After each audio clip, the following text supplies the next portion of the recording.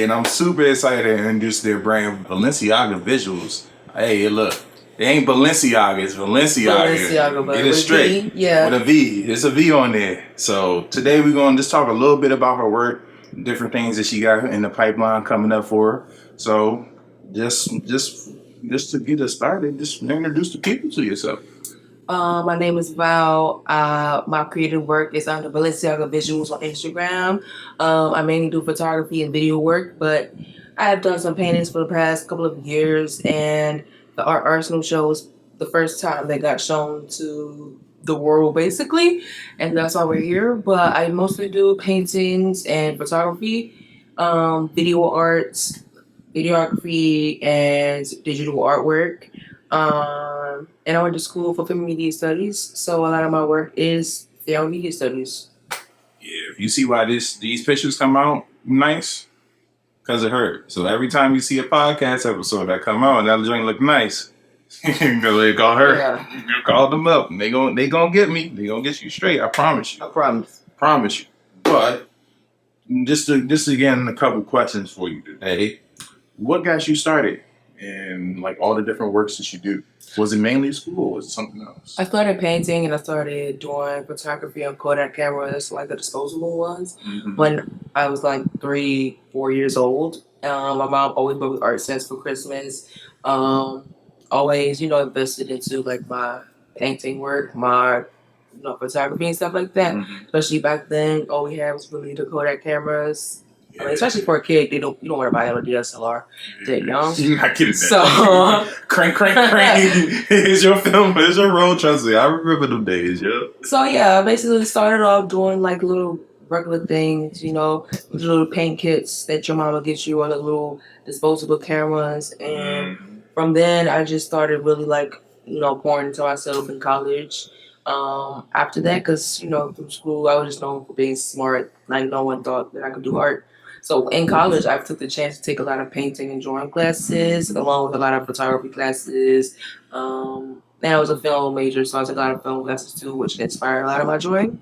So yeah, I really started when I was younger, but I really took to the next level when I was in college, when I took those classes and got more education and got more familiar with the techniques and stuff like that. And now that the art arsenals happened, that I'm gonna really take it serious, and it's really the first time I show my art to anybody else outside of school or my partners or my friends. So yeah.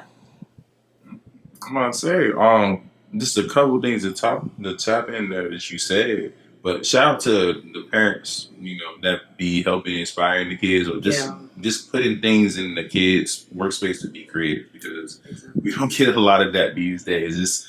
You gonna be something that's gonna make some money. Not, oh, this is what you want to do. All right, let me let you see Let me invest. let me invest in it real quick. Let me let you do you. So shout out to the parents for the ones that do that. But so you were talking a little bit about all the different things you do. What inspires you? Like, what's the thing that got you like really like? I remember you were talking about like having a camera when you were little and different things like that. Just like, what other things was it, or was it mainly just like the stuff that you did from taking those photos kind of like involved you into like more of the artists that you have became today? I think what inspires me is my past, but also people telling me I can't do something. I feel like when someone tells me I can't do something or don't believe in me, I feel like that's when it comes out the best or comes out the most efficient. I know a lot of people in college told me I wasn't going to do this or wasn't going to do that. And I know a lot of people in high school told me that I was only going to be just someone who was smart and went to college to be a doctor or a lawyer, but I never wanted to be a doctor or a lawyer. So it's kind of like, crazy.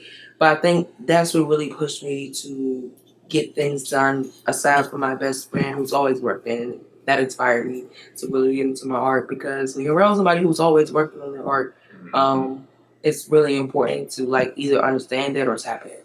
And there's no way that it's going to work if you don't do either. So yeah. I feel you on that one.